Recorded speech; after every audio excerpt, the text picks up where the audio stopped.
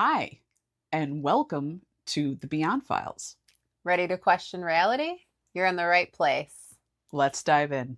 There's two photos here, and the first one looks normal. I'll show that to y'all. If you want to go ahead and show Chris the normal one, Maddie. Okay. Just a normal photo. Kids in a kitchen. Nothing's happening. Everything's just chill. Definitely no entities, right? Right. No That we entities in that. If you scroll down, we have this crazy stuff. There should be a zoomed in. Is there a zoomed in photo? That's so creepy. That's some ring stuff going on right there. Oh my God. Yeah. Like you can see the hair. Smile. Right. Right? It's smiling. And it's hair. It's like and it even like you can it's see long black hair. The fact that she's covering her ear, like she does not look happy. No, she's she does. the only one in there that's not having a good time and looking directly at the camera. Right. Maybe she's hoping the camera's capturing whatever's talking to her. Maybe. I would say like that in like the demon that was like in the boxing ring. Yeah, that's what it gives. It does. It gives demon in the boxing ring. Do you think it's the kid? You think there's something going on with that child? Could be. She doesn't seem aware of it, but do you really think it's a demon? Why do they call everything a demon? How do we know it's not a ghost? Yeah, just a ghost. Or a setup. Just their friend from the other side. What's my favorite movie? This is actually an interesting question because I get it a lot, and people expect me to answer, The Passion of the Christ or King of Kings or like one of the more Jesus-y movies. But honestly, if you were publicly executed, would you want to watch that at the end of a long day? No thank you. No thank you. I just want to watch something that goes down pretty easy. Honestly, favorite movie of all time, like I will always watch it if it's on TV, Dumb and Dumber. I mean, it is a perfect movie. So many quotable moments. Like to this day, if anyone ever mentions the country Austria, like someone's praying for their cousin in Austria or whatever, I will always think to myself, Austria? Well then, a good day, mate. Let's put another shrimp on the barbie.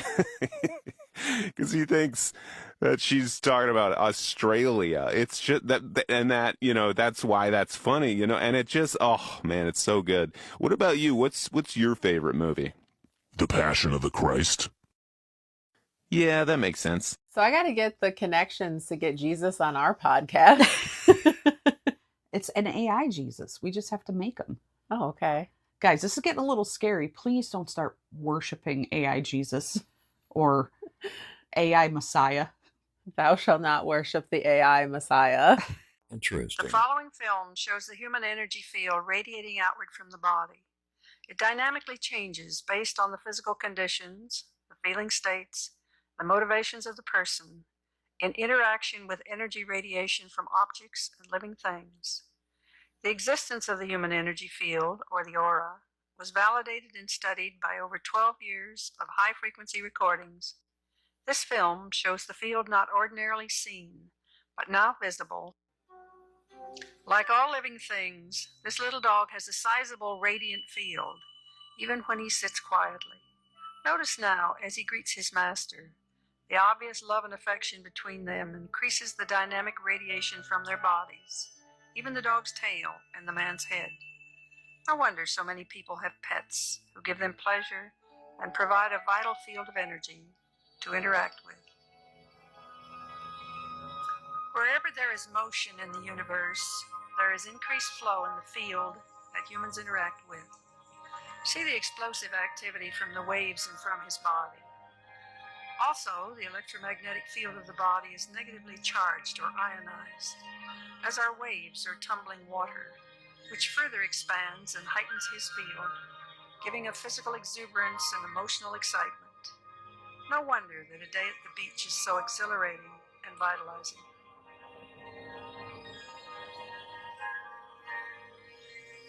We all love a babbling brook and the freshness of outdoor vegetation and mountains. Most of us believe that it is relaxation and beauty which refreshes us. From our research, we have discovered that living plants and rarefied atmosphere provide a richer field of negative ions, which heightens and replenishes our own energy field. Notice that the man's field becomes light in color and high in frequency. It sparkles and radiates some distance from his body.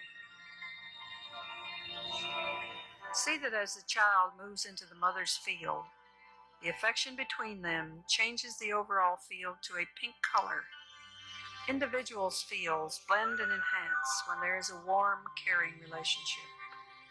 These energy fields are the largest and the whitest that we have shown.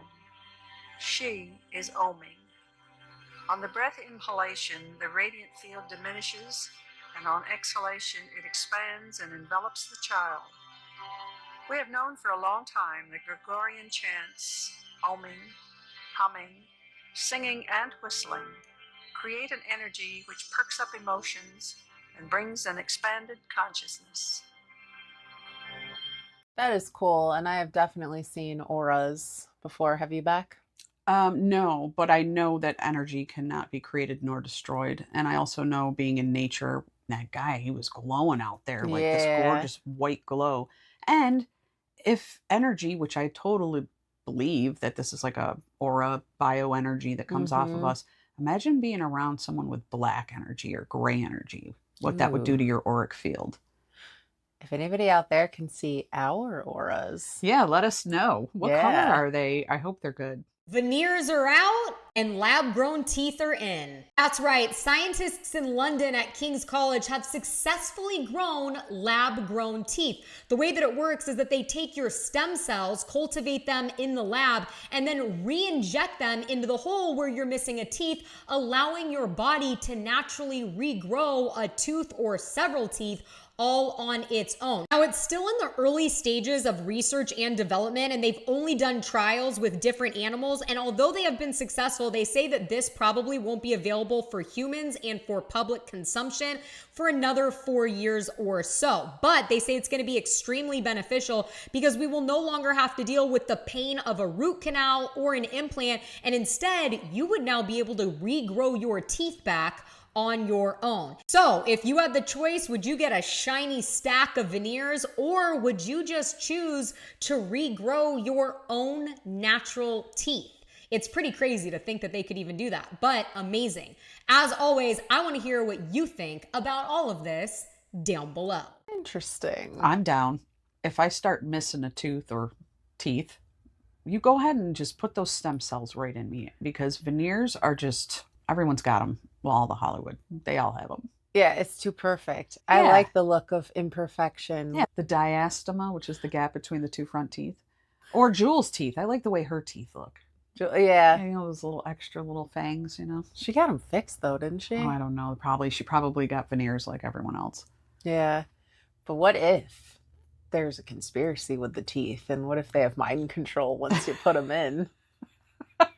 I didn't even go there. I did. Funeral burial gone terribly wrong. A grieving family is speaking out today after pallbearers fell into the grave while carrying the casket of their loved one in North Philadelphia. The platform above the burial site collapsed right from under their feet. The pallbearers carried Benjamin Aviles to his final resting spot. As they began to lay down the casket, the platform above the burial site collapses, sending the men plunging into the burial hole. Family tells me none of the injuries is considered serious and all are expected to be okay. I smell a lawsuit. Maybe they, like the Appalachian thing, when somebody leaves the house, you're not supposed to look or something, and they all looked, so they were all going down with them.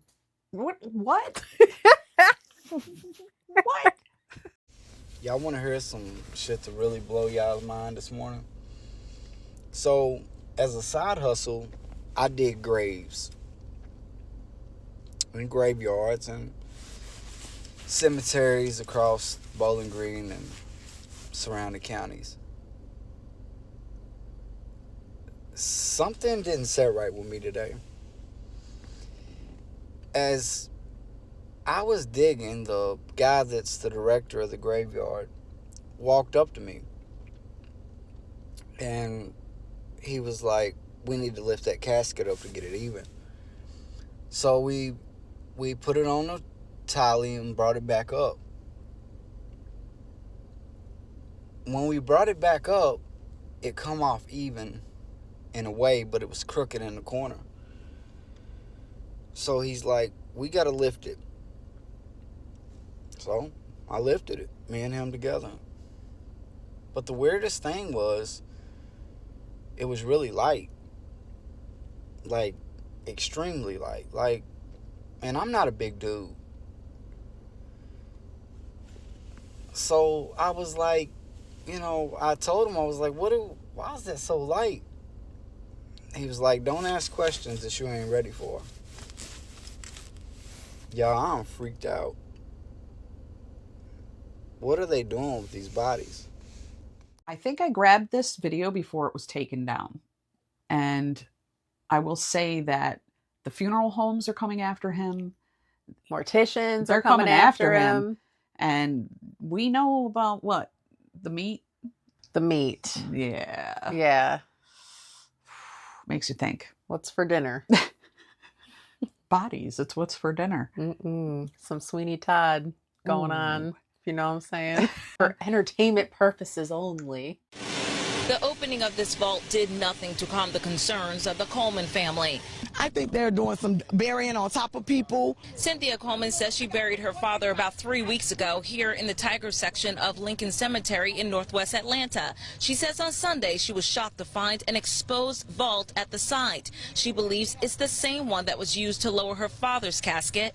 Now she thinks the cemetery moved her dad without family consent. He was right next to Mr. Curtis Sr., and now he's down next to one of my friends that was buried here. So how did that happen? Brought my guys out here to take that lid off to show them that it's a brand new vault. That grave has never been disturbed. The vice president of the Lincoln family group disputes the claim, saying the grave with the empty vault was opened for another funeral and that Mr. Coleman is buried nearby. The family isn't buying it, and on Monday they gave me this picture. They say the flowers mark where their father was buried. Still, the cemetery VP tells me the family is mistaken. The picture clearly shows that Mr. Coleman's flowers were to the right in the middle of the grave. Can you sense a theme here? That Jim Carrey's everywhere? Well, I think they just... Why was that picture in there? This is a news thing, right? I don't know. But there's a weird theme of bodies being buried on top of bodies. So where are they all going, really? I think in our news podcast where we kind of talked about cemeteries, new cemeteries aren't opening, I think a lot of people jumped on that and they're like, yeah. Right. Oh, yeah. This did explode after we... It was all our podcast, really. We really fired it off. By now, I'm sure you've seen the video where the gravedigger is talking about the casket being too light. And if you haven't yet, go check it out. It's a great video. It's a fascinating side of things. But if you're really ready to journey down this rabbit hole, Alice, might I make a suggestion? Sean Ryan Podcast, episode 66, part 1. Dude walks up on a UFO in the freaking jungle during 2009 tsunami relief efforts. What was this UFO doing there, you might want to know? Well, it was being loaded with trucks. Not 1, not 2, not 3, but 4 trucks with half-size Connex containers. Now, what was in those containers, I'll let him tell you, or at least what he was told.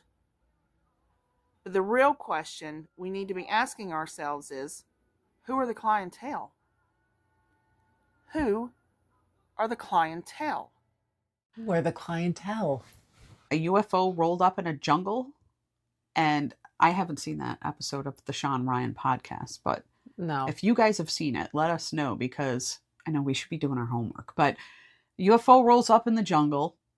4 trucks get piled in with Connex containers, I'm assuming with human remains in them. To all our subscribers out there, thank you so much. And to our new friends that are here checking us out for the first time, welcome. If you like what you see, please hit that like, subscribe, and that little notification bell so you know every time we drop a new video.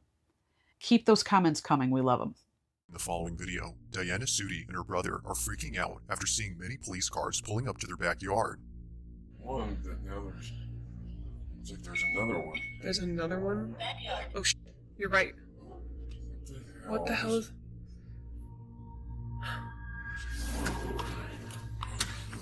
Here.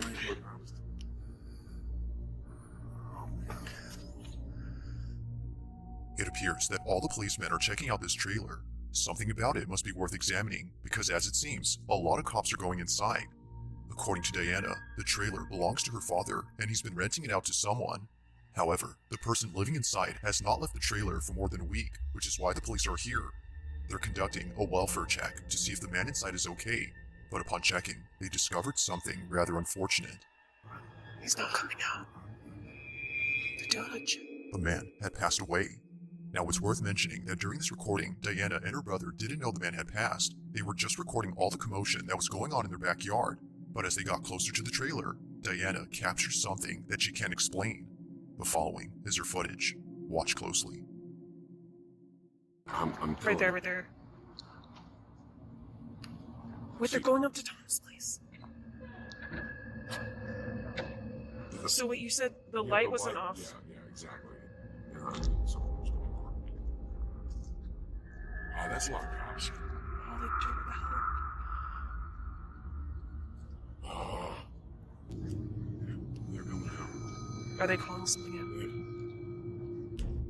Going back over. What was Tom doing? There's like an app you can check or something.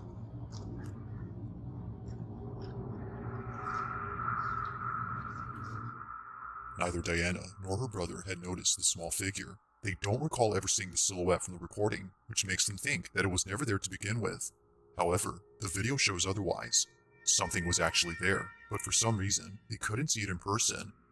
But of course, the strangest part about this is the figure itself. At some point, the figure disappears behind a policeman. Oh, that's a lot of cops. To Diana, this might explain why the silhouette was completely elusive to them. Now, while this whole incident creeps her out, it doesn't compare to what happens when she and her father decide to go inside the trailer a few days after this occurrence.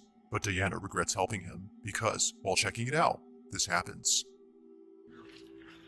Oh. Oh. Yeah. Okay. Get ready. Could be a little smelly. Okay. Oh my goodness. Yeah. Oh, great. Oh my god. Jeez. Oh my god. What was that? A lifeless crow suddenly falls out from an open cabinet, scaring the living daylights out of Diana. Although not sure how it just suddenly fell out, she has no words for what she finds while being inside the trailer. What she uncovers has left her beyond spooked. Watch. Oh.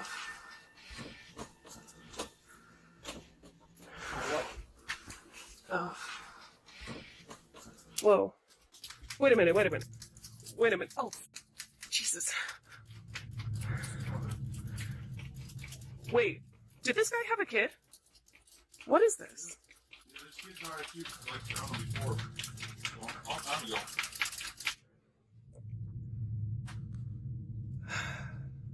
While it may seem like nothing significant, these handprints are the reason why Diana hasn't been able to come back to this trailer. It didn't immediately click for her, but after going home and watching this video, she quickly sent it to her brother, who then told her exactly what she was thinking. While looking back at the video she took days before, she couldn't help but notice the size of the figure. Its stature is similar to that of a child's. Could it be, as Diana thinks, that the figure may have been the spirit of the man's child? Given what occurred on this night, she feels that its appearance was unlikely to be a coincidence. What is this? Yeah, this kid's already cute, like found him before. A long time ago. As with all videos, I'll let you be the judge on whether or not something paranormal was captured. But for now, this video remains a mystery. This one's confusing. There's a lot to unpack. There really is. Why is the crow dead just flying down right then? Yeah. The kid is the ghost, not the guy in the trailer, the camper? And is it a child or is it taking form of a child? Something don't smell right. Like the trailer.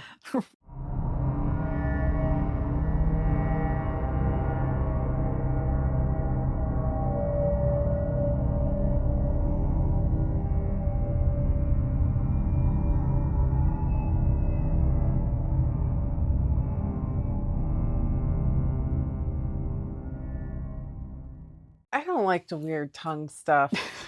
Whatever they're doing, I don't know. Why is it $1 billion? Who is that? Do we know? I don't know who. I don't know that who $1 it billion is either. tongue guy is. Do you guys know? Because I feel like I should know this billionaire. Is that just what rich people do? They just bob their tongues around because they're just so rich and they just.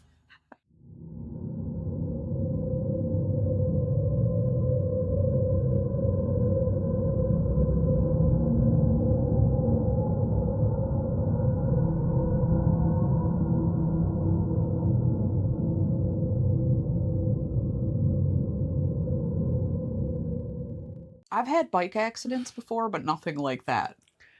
Yep. She was trying to have a ET experience. Oh, yeah. Maybe something was trying to phone home. Gen X, we have a brand new Mandela Effect. You are about to second guess one of the biggest movies from our childhood. Going to assume that everyone has seen the movie Gremlins. I'll remember little cute Gizmo, the Mogwai. And if you think you know where we're going with this, you're going to be wrong. This has nothing to do with the fact that nobody knows that Howie Mandel actually was the voice of Gizmo. All know the 3 rules. Don't expose them to bright light, don't get them wet, and don't feed them after midnight. Which brings us to the Mandela Effect. And at this point, this is where you need to start commenting. What is this guy's name? Type the first thing that pops into your head. Because it's going to be one of 2 answers. Either Stripe or Spike. If we head over to Google and type in Spike Gremlins, it changes it to Stripe. This was never Spike. It has always been Stripe. Some people will claim that in the first movie it was Stripe, in Gremlins 2 it was Spike, and that is simply not the case. But this is what a Mandela Effect is. Things we remember one way are now a different way. So is it Spike or Stripe? How do you remember it? So my first thought was Spike. My first thought was Spike, and I grew up in the 80s, 70s, 80s, and I've seen that movie probably 100 times, and it was always Spike. I always wanted a Mogwai. I did too. My parents actually, they mailed me a Mogwai. They said it was from China, but it was a puppet. And I had a meltdown because it wasn't a real Mogwai and it was just a hand puppet. Happy birthday to you. Make the biggest wish of your whole life. This wish is more important than any wish. Oh, Papa blew it out for you. No. Who blew it out? It's on video. Check the video. Nobody blew it out. Did it seriously go out by itself? Yes, I just watched it go out. Mom, watch the video. He doesn't look amused about Papa blowing out the candle. Maybe he didn't like him very much. He didn't even seem concerned really with it. He was just like, whatever. I didn't even want to have a birthday party anyways. But if you look at it again, it definitely was blown out. Someone blew out that candle. Yeah. It could have been Pop Pop. It could have been a demon.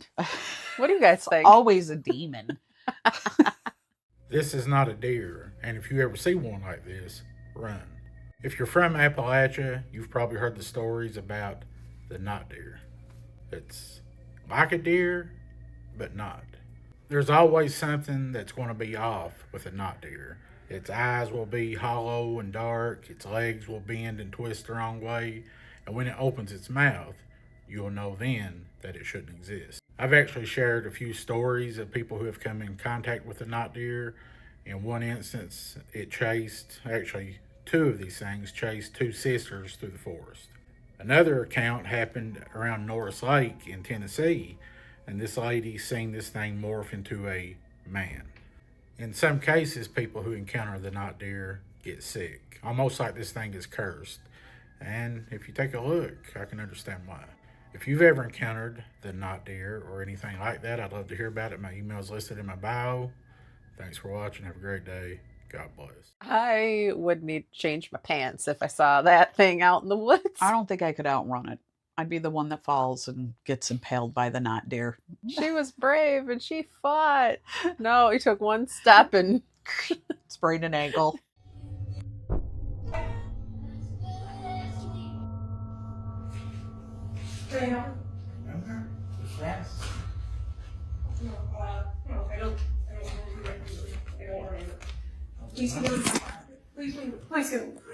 Please get out of my apartment. Please get out of my apartment. A man who she does know suddenly appears in her apartment. He most likely walked in after seeing the door was unlocked. Now, while it's unsure if they caught him, viewers are completely baffled by something else in this video. Somehow, the door opens on its own right when Jeanette is heading towards it. In the heat of the moment, she didn't realize this until much later when, despite this terrifying encounter, nothing would prepare her for what occurred only a few nights later. As she writes, "I have no words to explain this." While trying to record a cute video with her cat, this happens.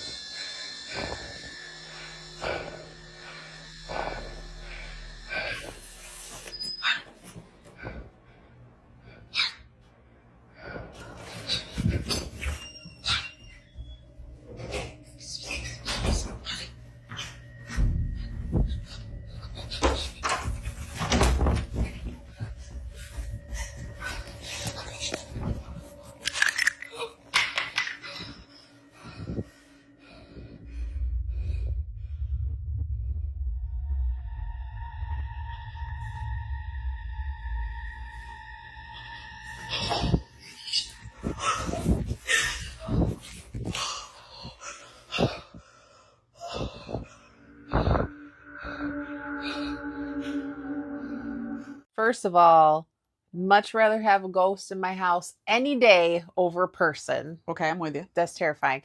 Second, you're not supposed to have a mirror in your bedroom, especially facing your bed. That is poor feng shui.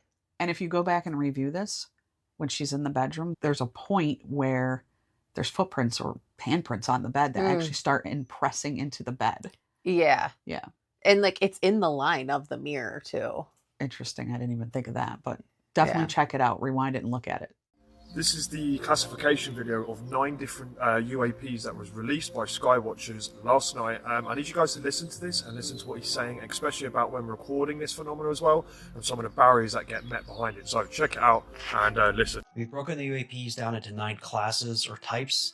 Some of these classes may be the same UAP under different flight configurations, but at this point, given their behavior, we're confident they don't align with conventional or terrestrial explanations. Each UAP class has different characteristics. Some shimmer, some tumble, some spin. Some look like they're alive and they just fly like a living object in the sky. UAPs are extremely hard to image. What is seen with the naked eye is generally not what is seen under camera. The Class 1 often spins, tumbles through the sky. Craft looks like a black body. It appears to flash, pulse multiple times per second. There appears to be some kind of cloud or vapor around it. We've seen Class 1s in formations up to 22, 23, flying in different flight formations, different flock formations. The Class 2 is the class of Tic Tac. We've seen it in groups of 2 to 3, often flying very erratically. We've seen these a couple years in a row, and usually we see them in groups. The Class 3, the Blob, a pulsing, vibrating cloud. There's something, maybe perhaps a cylinder kind of in the middle that has a different light like a flame, and then it vibrates and pulses as it moves through space. The Class 4 is your orb. We've only seen it in infrared, but the Class 4 seems to only come during certain activities in conjunction with perhaps the Class 1. We don't have enough data yet to confirm. The Class 5 we call the manta ray. It seems to tumble and rotate as it moves through the sky. Class 6 is Bright Star. That one vibrates very, very fast. It literally looks like a crystal in the sky. The Class 7 is the jellyfish. It's probably about 2 meters across. The head is purple and black in color, and then it has tentacles. The Class 8 we call the hornet. It looks very similar to the Class 7, the jellyfish, except for it's bigger, and it's almost like a jellyfish carrying something. And then the Class 9 is the egg. The Class 9 isn't something we have a lot of data on. It's very limited. We have it as Skywatcher during our California event. It's an emerging class, and we have strong evidence that it probably exists. Print it out, put it on your wall. You need it. It's the classification chart that everyone needs hanging in their bedroom, like the hang in there kitten poster. Yeah, and your chart of like different Pokemon. Right. It's the 9 classifications of UFO UAPs. Gotta catch them all. Hello, Bashar. It's a good day. So, for years I've been losing the battle to a terrible addiction. Well, congratulations. Yeah, that's not really... Yeah, well, it's actually ruined my whole family, and it's ruined my life. How exciting. Yeah, I guess I'm just uncertain on how to heal through this. Well, you are certain, but you're only certain in your own uncertainty. This is the law of paradox. But you now want to put that certainty into what you prefer. Huh. Yeah, that's pretty clever. I wonder... This concludes our transmission. We are complete. What do you guys think about Bashar? Bashar, Daryl Anka. I like the laugh tracks in this, and this was pretty damn funny. Let us know in the comments what you think, if you know who Bashar is. Thanks, guys, for hanging out with us again and watching our new strange and unusual content. If you have any of your own personal strange and unusual content you want to send to us and we can debut it, you can email us at tothespiritpod@gmail.com. That'd be rad. If you want to just be with the vibrations of our voices, check out our podcast as well, streaming on all platforms. And until next time.